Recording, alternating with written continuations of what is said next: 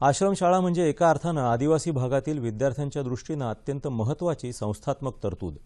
मात्र बुलडाणा जिल्ह्यातील आश्रमशाळेत शिकणाऱ्या अल्पवयीन मुलीच्या लैंगिक शोषणाची घटना उघडकीला आली. त्यामुळे शिक्षणानं आपलं भविष्य सुरक्षित करू इच्छिणाऱ्या विद्यार्थ्यांच्या सुरक्षितेविषयीच प्रश्न निर्माण झालाय. या पार्श्वभूमीवर संशयाच्या फेऱ्यात अडकलेल्या राज्यातील आश्रमशाळांच्या व्यवस्थापनावर प्रकाश टाकणं म्हणूनच महत्त्वाचं ठरतं. त्याच अनुषंगानं अधिक चर्चा करण्यासाठी आदिवासी विद्यार्थ्यांच्या शिक्षणासाठी कार्यरत असलेल्या सामाजिक कार्यकर्त्या ॲडव्होकेट योगिनी खानोलकर आज आपल्या स्टुडिओत आल्या आहेत. नमस्कार. 9:30च्या बातमीपत्रामध्ये आपलं मनपूर्वक स्वागत. या बुलडाण्याच्या घटनेनंतर खरं तर आश्रमशाळांच्या बाबतीत राज्यातल्या सगळ्याच व्यवस्थापनाच्या बाबतीत एक प्रश्नचिन्ह निर्माण झालंय असं वाटायला लागलंय. खरं आहे का हे म्हणणं? अगदी बरोबरच आहे. आश्रमशाळांची ही जी घटना घडलेली आहे, अनुदानित आश्रमशाळांची, ही जितका निषेध करावा तितकी कमीच आहे.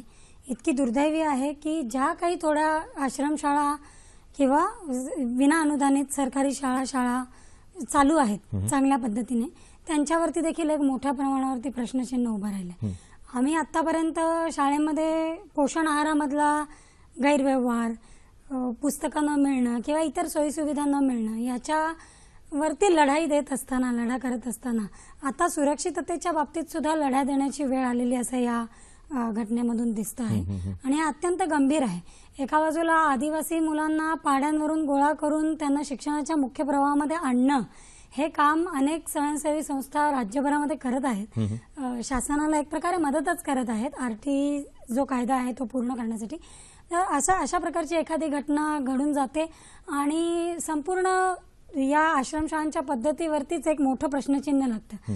आणि आदिवासी व्यक्तीच्या मनामध्ये ही शंका निर्माण व्हायला लागते की आम्ही पाठवायचं का नाही पाठवायचं मुलांना आपल्या शाळेमध्ये, दूर आमच्या घरापासून, असा एक प्रश्न उभा राहतो. त्याच्यामुळे एक मोठं प्रश्नचिन्ह आणि हे अत्यंत दुःखद आहे. असं अविश्वासाच्या दृष्टीने वातावरण तयार होणं खरंच वाईट आहे आणि ते होऊ नये ह्याच्यासाठी खरं तर प्रतिबंधात्मक उपाय असणं खूप आवश्यक आहे. म्हणजे काही प्रकारची नियमित तपासणी असेल किंवा त्या शाळेतल्या विद्यार्थ्यांचं समुपदेशन असेल, तर अशा आश्रमशाळांमध्ये काही उपाययोजना घडतायत किंवा अशी काही योजना चालू आहे असं वाटतं आपल्याला? जर आपण आश्रमशाळांची संहिता बघितली, जी खूप वर्षांपूर्वी कागदावरती व्यवस्थित आहे, त्याच्यानंतर खास करून आदिवासी आश्रमशाळांच्या बाबतीतलं जे आपण गावापासून घेऊया, गावाच्या पातळीवरती एक समिती आहे बनलेली, शिक्षणाच्या शाळा कशी चालली आहे त्याच्यावरती बघण्यासाठी देखरेख समिती आहे. त्याच्यानंतर तालुक्याच्या पातळीवरती एक गटशिक्षण अधिकारी आहेत.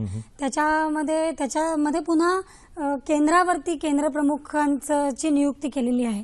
या सगळ्यांचे रोल आहेत ठरलेले की त्यांनी प्रत्येक शाळेला भेट द्यायची आहे आणि तिथे कसं चाललंय, काय चाललंय सगळं बघायचं आहे. अशाच प्रकारची व्यवस्था ही तालुक्याच्या स्तरावरून पुन्हा जिल्ह्याला आहे, जिल्ह्यावरून पुन्हा राज्याला आहे.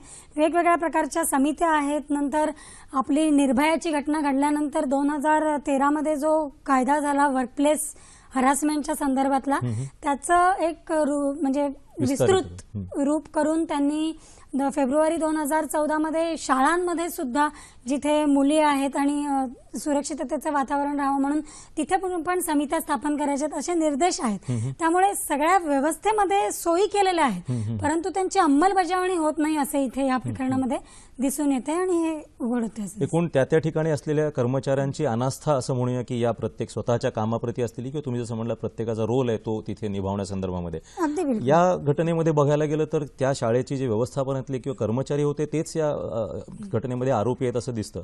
तर यांच्यावर नियंत्रण राहण्यासाठी सरकार काही करताय का किंवा त्यांच्यासाठीच्या उपाययोजना काय आहेत? तर या घटनेने तर इतका महत्वाचा पैलू समोर आणलेला आहे की आपण जर बघाल तर हा जो मुख्य आरोपी आहे या बुलढाण्याच्या घटनेमध्ये, तो मुख्य आरोपी या शाळेच्या पटावरती कुठेच नाहीये. तो जो सरपंच त्या गावचा, ज्या खरं सरपंचाने शिपायाच्या पदावरती असणं का याच्यावर सुद्धा प्रश्नचिन्ह आहे.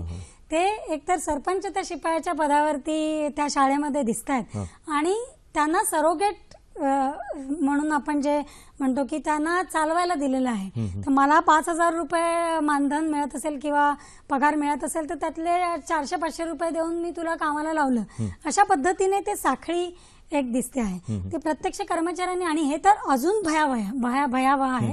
आणि याच्यामधून एक सरळसूटपणे भ्रष्टाचार जो आहे, अगदी नियुक्तीपासून, म्हणजे एक अनुदान आल्यानंतर नियुक्ती करण्यापासूनचा तो बाकी सगळ्याच गोष्टींमधला जो भ्रष्टाचार आहे या प्रकरणाच्या बाबतीत खास पद्धतीने समोर आलेला दिसतोय. म्हणजे नोंदणीकृत कर्मचारीच तिथे काम करत नव्हता, दुसराच कोणीतरी काम करत होता, ही एक महत्वाची घटना या निमित्ताने उजेडात आली. तुम्ही जर आता अनुदानाचा उल्लेख केला त्या दृष्टीने पुढचा प्रश्न विचारायचा आहे की मिळालेलं अनुदान योग्य पद्धतीने पोषण आहार असो किंवा शिक्षण सुविधा असोत किंवा निवासी सुविधा असोत यासाठी वापरण्याच्या दृष्टीने राज्यामध्ये आश्रमशाळांची काय स्थिती आहे? ऍक्च्युली आश्रमशाळांची ज्या वेळेला अनुदानित आश्रमशाळा होते त्यावेळेला खूप प्रकारचे प्रश्न असतात की कोणत्या शाळेला अनुदान द्यायचं, कोणत्या शाळेला नाही द्यायचं. म्हणजे एखादी खरोखर चालणारी शाळा, प्रामाणिकपणे चालणारी असेल, तिला तर या सगळ्या स्पर्धेमध्ये कुठे स्थानही नाही असं आम्हाला अनेक वर्षांपासून दिसतं जेव्हा आम्ही बघतो तेव्हा. तर ह्या शाळांचं जे आहे, या शाळांच्या अनुदानाच्या संदर्भामध्ये एक सुरुवातीलाच म्हणजे अनुदान मिळण्यापासूनच जी पाकिटांची व्यवस्था सुरू होते ती तिथपासून सुरू झालेली असल्यामुळे ती पुढे कंटिन्यू होते. आणि मग नियुक्तीच्या बाबतीमधला हलगर्जीपणा आहे, चालेल. अजून कोणत्या बाबतीतला हलगर्जीपणा आहे, वस्तू नाही दिल्या हलगर्जीपणा आहे, चालेल. अशी डोळेझाक केली जाते. तर ह्या सगळ्याचं मूळ जर आपल्याला उखडून काढायचं असेल तर आपल्याला पहिल्यांदा अनुदान देत असताना सुद्धा ती संस्था पात्र ठरवत असताना जे निकष आपण लावतो त्या निकषांमध्ये आपल्याला एक मानवीय बाजू सुद्धा बघायला पाहिजे. फक्त असं नाही की इन्फ्रास्ट्रक्चर आहे का, यांच्याकडे बँक बॅलन्स किती आहे आणि अजून किती काय काय गोष्टी आहेत हे तर बघायलाच पाहिजे. पण त्याच्या व्यतिरिक्त त्या संस्थेची स्वतःची पत काय आहे आणि ते खरोखर चालवू शकणार आहेत का, गावकऱ्यांचं मत काय आहे, गावाचा शाळेबरोबरचा संबंध किंवा संस्थेबरोबरचं काही इतर काम काय काय, या फार छोट्या छोट्या वाटणाऱ्या पण महत्वाच्या बाबी आहेत ज्या दुर्लक्षित केल्या जातात. आणि एक दुकान उघडायचं असं म्हणून ज्या शाळा उघडल्या जातात त्याच्यामुळे अशा प्रकारचे गैरप्रकार होतात. जर अशा प्रकारची दुकानं उघडण्याची पद्धत जी आहे ही जर बंद झाली किंवा शाळांच्या बाबतीत तरी, तर निश्चितपणे याच्यावरती रोख येईल. आणि अनुदान देत असताना पुन्हा एकदा आपल्याला विजिलन्स तर आहेच. जेव्हा आम्ही 5 पैसे देतो त्यावेळेला पूर्णपणे शासन विचारतं. म्हणजे आम्हाला 1 पैसा देत नसताना सुद्धा शासन 10 वेळा विचारतं की हे केलं का, ते केलं का, काय केलं. त्यावेळेला जेव्हा तुम्ही अनुदान देत आहेत त्यावेळेला शासनाची निश्चितच जबाबदारी आहे की त्यांनी बघायचं आहे की नेमकं ते बरोबर वापरलं जात आहे की नाही, काय केलं जातं. आणि त्यांचा निधी थांबवण्याचा वगैरे पूर्ण अधिकार शासनाकडे आहेत, जे कुठेतरी एक बायपास केलं जात आहे असं दिसतंय या प्रकरणात सुद्धा. आणि म्हणून हा ढिसाळपणा इथे या पुन्हा आदिवासी मुलीवरती बेतलेला आपल्याला दिसतो. या घटनेनंतर आश्रम शाळा हा मुद्दा चर्चेत आला आणि शाळा हे खरं तर मुख्यतः शिक्षणासाठी असते. मला वाटते तो आता चर्चेमध्ये कुठंच येत नाही. शिक्षण हा मुख्य मुद्दा या शाळेच्या दृष्टीने असायला पाहिजे. या दृष्टीने बघायला गेलं तर राज्यामध्ये काय स्थिती आहे की शैक्षणिक दर्जा कुठल्या पातळीवर आहे असं आपल्याला वाटतं या शाळांचा? खास करून आदिवासी आश्रमशाळांच्या बाबतीत किंवा आदिवासी जिल्ह्यांच्या बाबतीत म्हटलं तर शासनाचा एक पहिल्यापासूनचा रुख राहिलेला आहे की आदिवासी आहेत, त्यांना कसंही केलं तरी चालतं, ते दुर्गम भागामध्ये ते कसंही राहिलं तरी चालतात. ही जी एक मानसिकता आहे ती मानसिकता बदलण्याची अत्यंत गरज आहे. शहरामधला मुलाला हे पाहिजे, कम्प्युटर पाहिजे, अमुक पाहिजे, डमुक पाहिजे, इथपासून बारीक बारीक गोष्टी आपण बघतो, त्याच्या सिलेबसवरती चर्चा करतो. मात्र या आश्रमशाळांमध्ये तर आपण इमारती बांधलेल्या आहेत की नाही पासूनचे प्रश्न आहे. म्हणजे आपण जर संपूर्ण राज्यभरामध्ये बघाल तर या आश्रमशाळांमधल्या आपल्याला निम्म्या आश्रमशाळा तरी अशा दिसतील की ज्यांच्या इमारतीचं बांधकामच ऑलरेडी झालेलं नाही, किंवा जो स्टाफ नियुक्त करायचा आहे त्याच्या बाबतीत रिक्त पदांच्या बाबतीतला प्रश्न आहे, जी भरलेलीच नाही आहेत पदं. आणि मग कोणीतरी येतो, कोणीतरी रोजंदारीवरती लागतो आणि मग असं प्रकारचं घाण काहीतरी करून जातो आणि सगळ्याच व्यवस्थेला गालबोट लावून जातो. तर हे सगळं आपल्याला याच्यामध्ये दिसतं आणि त्यामुळे ही सगळी जी गडबड आहे ती समोर येते. पोषणाच्या बाबतीतला आदिवासी या जिल्ह्यांमध्ये तर खूप मोठा कुपोषणाचा मुद्दा गाजतोच आहे. या शालेय पोषणाच्या बाबतीतला पण आहे.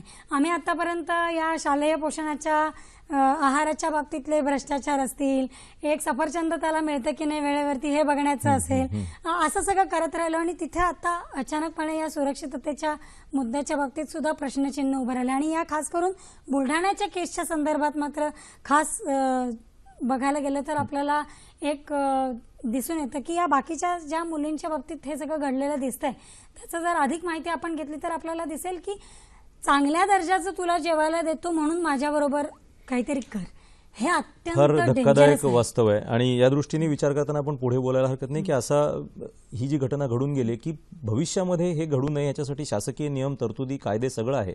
गाव पातळीवर काय प्रयत्न करता येतील की ज्यायोगे हे घडू शकेल, थोडक्यात सांगा आपल्याला. वेळ कमी. आता गावाच्या पातळीवरती मी जसं पहिल्यांदा पण म्हटलं की एखादी शाळा ही त्या गावाचा भाग असते. म्हणजे आमच्या भागामध्ये सुद्धा आम्ही ज्या वेळेला काम करतो आदिवासी मुलांबरोबर, त्यावेळेला त्या गावाबरोबरचं नातं एक शाळेचं असल्यामुळे माझ्या शाळेमध्ये काय चाललं आहे हे मी जाऊन बघणार, ही जी भावना लोकांमध्ये निर्माण होते तोच एक मूळ गाभा असतो या सगळ्या गोष्टींचा.